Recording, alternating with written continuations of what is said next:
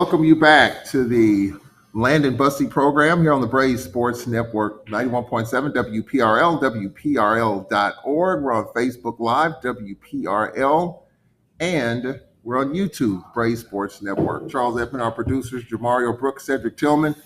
And there he is, ladies and gentlemen, Braves head basketball coach Landon Bussie. Just a few hours ago, getting off the plane in Jackson. A really quick trip, by the way. I enjoyed it. Slept both legs of it. Little, nonetheless, a big weekend and trying to get back on track. Landon Bussie, how you doing? I'm doing good. Can't complain. Tough night last night. We'll get into that. But overall, your thoughts on the Florida swing? Went down to Bethune, and I think that we had a really solid performance out there. Defensively, we wasn't where we wanted to be, but we still found a way to pull the win out. Then come down to Tallahassee, and defensively, we're just not where we're supposed to be right now. And unfortunately, we wasn't able to pull the win out. I think they did a good job of making shots. I think they made some tough shots, and we didn't make shots. So it's tough. Yeah, it is tough, definitely, for sure. That Florida swing, it was a little bit different. I know you don't make excuses staying in Orlando, driving an hour out, and you made the trip from Orlando to Daytona that Friday just to get some shots up, and then had to turn around 12, 13, 14 hours later, do it again. I mean, I know you don't make any excuses, but definitely a different from a logistical standpoint. So let's start with Bethune-Cookman. I thought about it. They were a little shorthanded. I saw that in the box score against Texas Southern. They were shorthanded, but yet they kept battling. I thought, Coach, we had control of the game, but Bethune-Cookman just wouldn't go away. And then all of a sudden, they started knocking shots down late, and we had to execute down the stretch, protect the basketball, make free throws. And so when you look at that, Tankersley was 9 for 9 from the free throw line. Jalik Gaines-Wyatt was solid from the free throw line. What was the challenge dealing with Bethune the second go round? I think just dealing with the second go round is they starting to gel. They starting to understand where the ball needs to go, who needs to take the shot, who needs to have the ball late in the game. And they just, falling into all of Reggie Thea's system. So I think it's just more so them guys starting to gel and understand where the ball's supposed to go.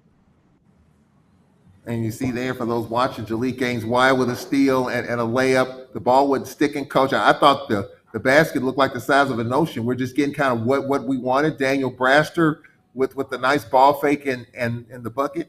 It looked like we were really crisp and sharp in the early part of the game. Yeah, I mean, we was pretty offensively early on. Jalik and Marcus took over the boatload of scoring, and we got out in transition and running. But overall, I mean, I think that the ball was we was making shots. Dan came in the game, gave us 4 points. Keontae came in the game, made a few shots. Jair was scoring around the basket. So we're like that. We're hard to guard. But when we're not playing defense and we're not scoring, no matter who you're playing against, it's going to be tough. It was 39-30 at the break, Coach. And let's talk about that first half. Again, I thought we controlled it for the most part. It was a 9-point game, but it felt like, at least to me, we were up 15, 16, 17. That's the way it felt. But on the scoreboard, it was a 9-point game. Yeah, I mean, we were in control most of the game, to whereas though the game was going our speed and our pace, the tempo of the game, and our style that we wanted to play.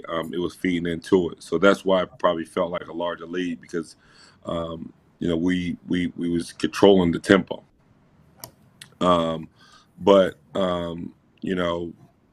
Bethune just did a great job of just staying right there, getting striking distance to try to come back and close the game out.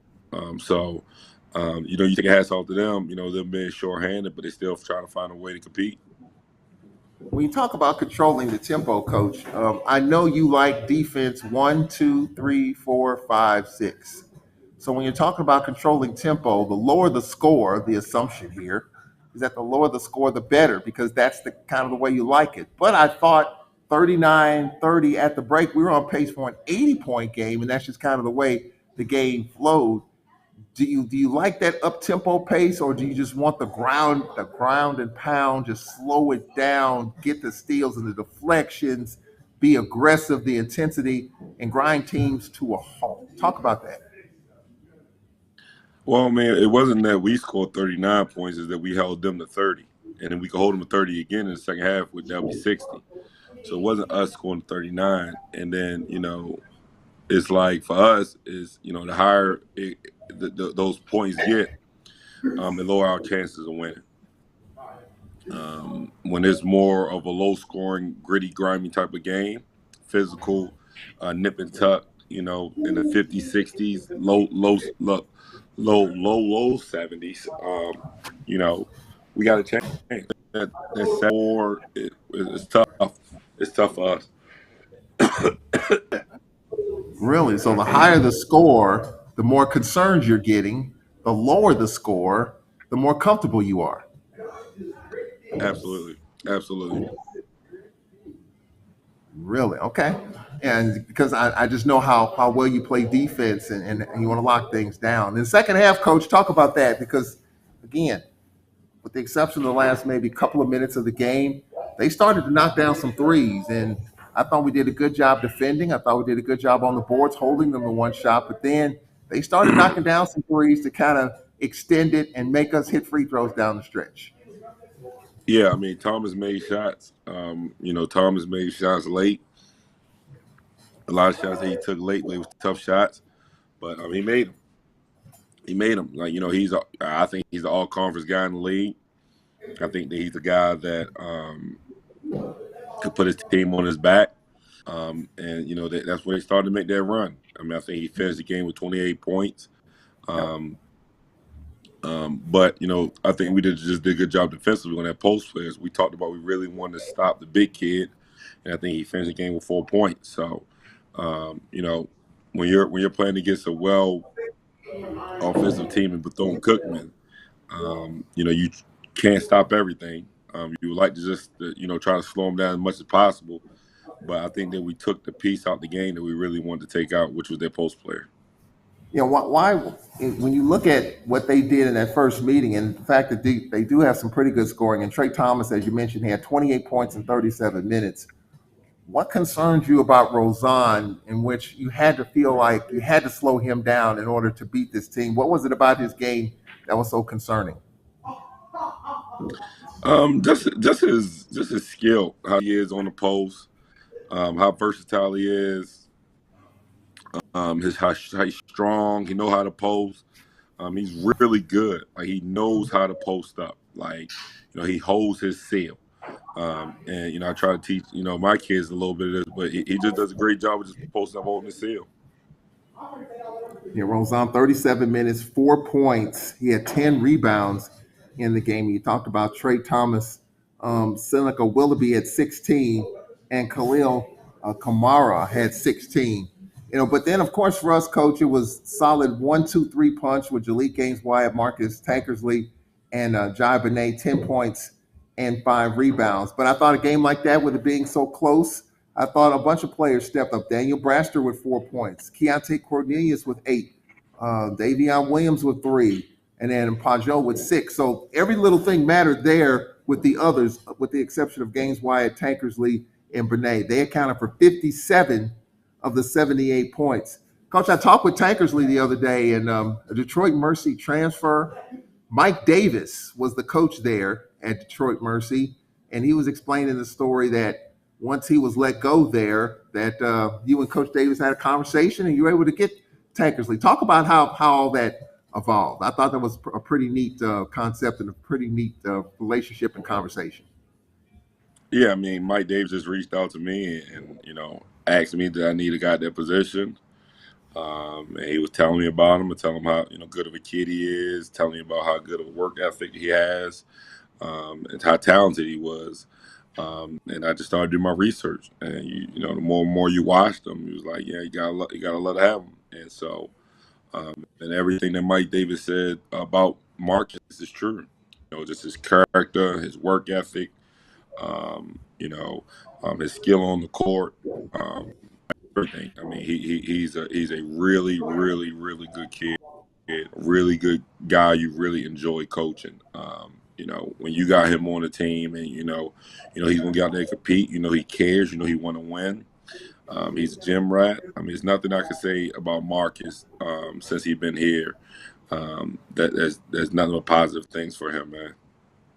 I know you're a vocal person and you love everyone to be vocal and loud and be heard, but he's not that. Is that something that you're trying to get more out of? Or are you just saying, hey, that's who he is? We'll let his talking on the court do the work for him. Well, actually, since he came here, he has been getting a lot better. But just being vocal. Since he got here. It has got a lot better. I mean, that's all you ask for, to get better every single day, no matter what category it is, no matter what it is, to keep getting better.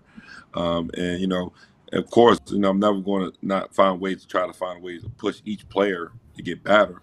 So everybody has things that they need to work on. But that's one thing that I could say that he has improved on a lot since he came to Alcorn. Yeah, he's definitely a good kid. I interviewed him the other day and just very soft spoken, but just lets his play on the court do the talking. Sorry, so you got the win and the gymnasium, the wood gym, which is a tough place to play and win. And so, what was the things that we had to improve on from Bethune that we had to take to Tallahassee to clean up? We just really want to work on our ball screen coverage defense, and really, I think we got killed on ball screen coverage defense with Bethune, and we wanted to try to, make sure we lock down our ball screen coverage defense against FAMU. And I don't think that we got killed with the ball screen coverage defense, but I think that we just more so got killed dribbling off the bounce. Well, let's talk about the Florida A&M game. You left Daytona after the game and drove straight to Tallahassee, so you had a little extra rest. And so you were saying Sunday and Monday, we got to come out and make a statement in the first 5 minutes of the game. And you really implored that. And we didn't come out in the first 5 minutes to start the game. I know that was tough. No, and lately, with the unit, we have been out with some sense of urgency and coming out ready to go the first 5 minutes of the game. Unfortunately, against FAMU, we wasn't. And, Yeah. I think we started off down 8, and we trailed the whole game. I tell my guys all the time, sometimes you can, start the game off slow the first 2 minutes, and you be fighting for the rest of the game. So it's so important to come out with some urgency, every single game, ready to go. But we just didn't. We didn't come out. We came out flat. We came out with they had more energy. They wanted more. They played with more intensity, and that's why they came up with the victory. In being at shoot around Monday and even practice Sunday, I felt pretty good because these are the type of games right here, coach, that in the past, on the road, back against the wall, we're the hottest team in the league after knocking off Bethune-Cookman. We take it up another notch and we find a way to gut one out on the road. And I thought, even on social media, the one guy was saying, how could you expect the Braves to win when FAMU was the hottest team in the league, winning 8 of 9, a made shot away from maybe winning 10 in a row? But I'm like, we've been in this situation where we've had to win these tough games on the road, and more times than not, we have. This year has been tough. At Texas Southern, a tough loss. At Southern, a tough loss. Obviously, last night, a tough loss. But in the past, Coach, your team has found a way to win these grimy, tough road games with your back against the wall. And I felt like with all the lessons learned that we would do that. And just inexplicably, we came out flat and we didn't lead the whole game. We were fighting upstream the whole game. And when we did make a little bit of a push after being down 11, we cut it to 5 in the last couple of minutes. We were trying to prevent them from getting off a shot. We had some fouls to give. The next thing you know, we're down 8 at the break. The last couple of minutes, Benet's foul was upgraded to a flagrant, 2 free throws in the ball. I mean, I thought we were kind of in position, but then it kind of slipped away the last couple of minutes there as they went up 8 after being down 11 in the first half. I mean, yeah, you're right. I mean, I think that those free throws right there going towards the halftime was tough. Calling it a flagrant foul. But that's the it worked sometimes. We came out flat. We had our chances to try to get ourselves back in the game. Um, I wasn't too concerned about, you know, how well FAMU was playing because we were playing well. We won the last 4 games in a row up until last night.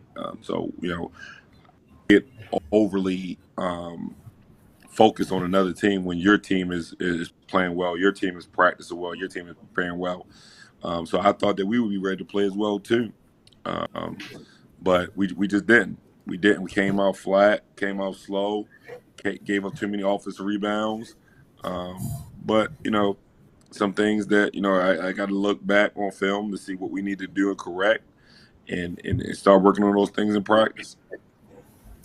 Shaquille O'Neal, the last name O'Neal, if you recognize it, he is the son of Shaquille O'Neal.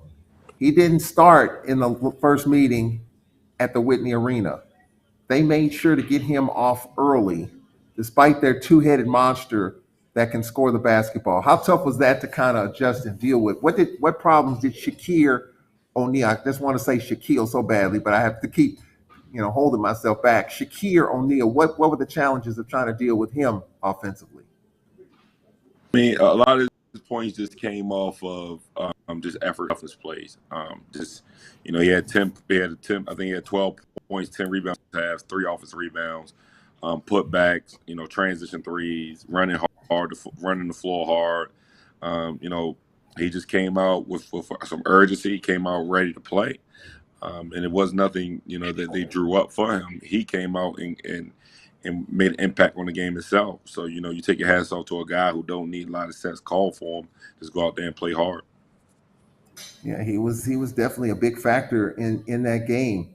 You look at O'Neal, 12 points and 10 rebounds, and of course, what makes Florida A&M go is Milton Matthews and Young. Those two, the challenges of trying to take one away. If you had to take one away, Milton Matthews or Young, which one was it, or it was just pick your poison? You gotta figure out a way to take both away, or what was the challenge there of trying to at least slow one down because Matthews had 26. Yeah, we wanted to take both of them away and make somebody else beat us. But we just didn't do that. We didn't do that at all. Matthews made shots. A lot of shots that he made were tough shots, but he did a good job with the ball in the basket at a very high rate. So we get opportunity again to play them guys.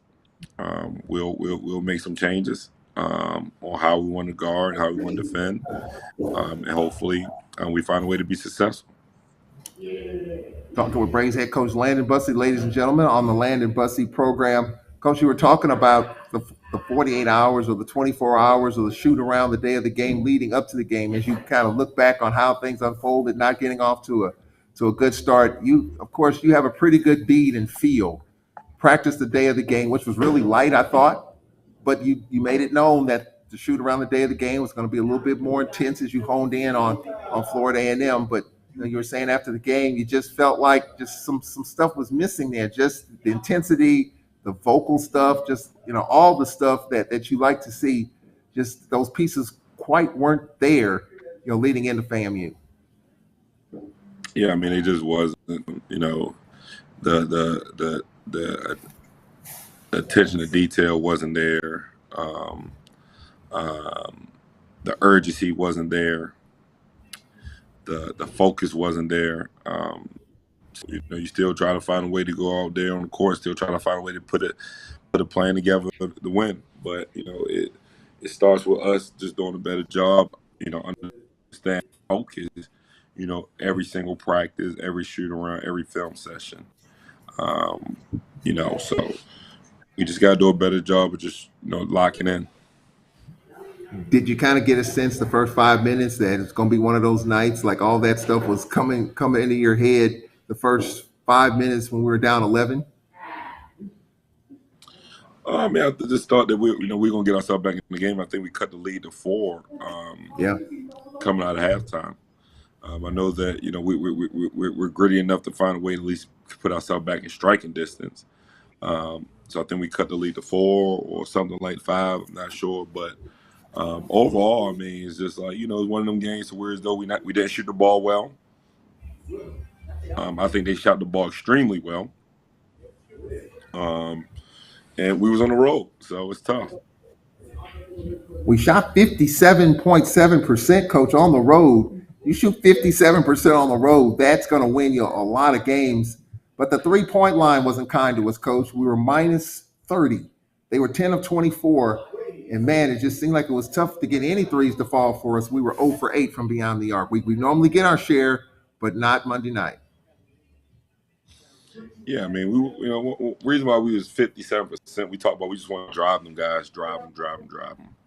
Just keep driving them. I don't think a lot of guys in our conference can keep our guys out the paint. Especially Marcus and Jalik when they got their head down and being aggressive, and you got Jay in the post. Our strength is getting to the basket and getting points in the paint. So that's why we was able to shoot 57%, because we didn't shoot a lot of threes, but some of the threes that we did take that were open, we just got to convert and make. And you made a change in the starting lineup. Josh Mitchell got to start for Michael Paggio. Talk a little bit about that. Yeah, I mean, just trying to figure out what works, trying to figure out who's practicing well, who I feel as though have they're looking at like they're ready, who have some urgency, and you gotta make a coaching decision right there to figure out what's best for the team to have a good start. Yeah, we got off to a slow start and just couldn't quite. We didn't lead at all. They led from wire to wire. Well, Coach, you and I were talking the other day how you're very analytical. You keep up with the standings, and with the games played last night, Southern University got back on track. You look at these other games. We got a couple of big ones coming up, beginning with Jackson State. Just trying to get back on track and just try to stay in the middle of this number 2 seed. That's very much still up for grabs. The 1 seed, of course, but Southern University controls that. What's been the move, today and yesterday in the airport? I know looking at the players, it was kind of tough, but there's still a lot of basketball in front of us. We got a big game against our number 1 rivals. We got 5 games left, still time to kind of make a push. Yeah, I mean, a lot of basketball left to be played. We're still going to have our chance to finish top 2. We're 1 game away from first place.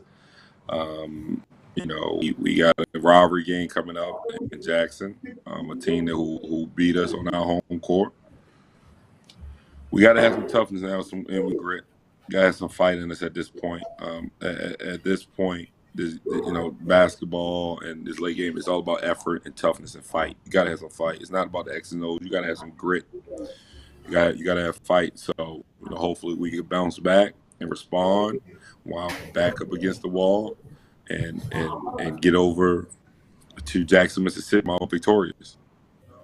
With the exception of your first year, Coach, every year since, we've been in the championship hunt at this time of the year, playing at the top, near the top of the regular season race. But obviously we've lost some tough games. You have to look back at, you're thinking about, man, who's going to stay in this thing? Who's going to continue to grind? Because we've been used to being up there, trying to protect first place, being right there, second place, still pushing for first place. But we kind of know where we are right now in the standings. Some tough losses against some of the top teams in the conference, and FAMU's now the hottest team. I know you're going to keep grinding away, Coach. What's your mindset at this point? Because it's kind of different, with the exception of year 1 when you're starting to build it. But we've been in championship contention pretty much every year since. The mindset hasn't changed. Still working and grinding, trying to secure the ultimate goal, and that's getting to the NCAA tournament. We got probably about 4 or 5 weeks left of basketball. I don't know, 3, 4, 5 weeks left of basketball. Got a month left to figure out how can we continue to get better. What can we do to get some steam going into the tournament? Hopefully this loss right here wake us up a little bit and understand that we gotta stay focused. But overall, it's just like you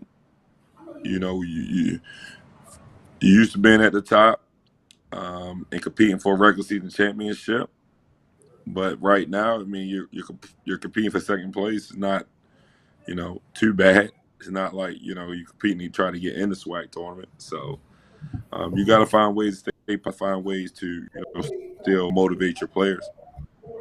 I know fans are spoiled. When you're used to being on top, anything else is uncomfortable when you're used to being on top all the time. And we went, back to back regular season titles and all that. So, it is different, but sometimes these things happen and you live and learn from these things. And so let's see what happens here when we take on Jackson State. Coach, first conference game. It's been several weeks, 7 weeks or so since we've seen Jackson State. They've kind of had their ebbs and flows and up and downs. What is it going to take here to get a win in Jackson? What must we improve on that we didn't in that first meeting at home in which we lost by a possession? I mean, I think there's just another game we came out slow and sluggish and came out flat. For it to be a rivalry game, we just came out, a little too passive, came out a little too flat, and they came out with all the urgency. Of course, they got some pretty good basketball players over there, and Ruffin and Grant and Mansell. So we just got to find a way to try to be the physical team. Got to be the tougher team. You got to play with some urgency. It's going to be a tense game due to it's a rivalry game, but it's also a game that you're competing to try to get an edge on them guys to get better seeding in the tournament. So it's a lot up against the Sac State, and we just got to see how we come out and practice this week. And I feel as though whatever teams prepare the best, whatever team is the most focused, that's what win the basketball game. That's Braves head coach Landon Bussie, ladies and gentlemen, and Braves basketball around 3 o'clock, 3:30 on Saturday. Coach, we appreciate it, and we'll be talking to you on Saturday. All right, thank you. That's the Landon Bussie program here on the Braves Sports Network. We'll talk to you on Saturday from Jackson State. Alcorn Braves basketball. For our producers, Jamario Brooks and Cedric Tillman, I'm Charles Edmond.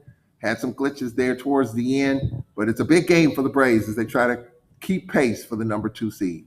We'll talk to you on Saturday, next Tuesday, another edition of the Landon Bussie and Nate Kilbert programs.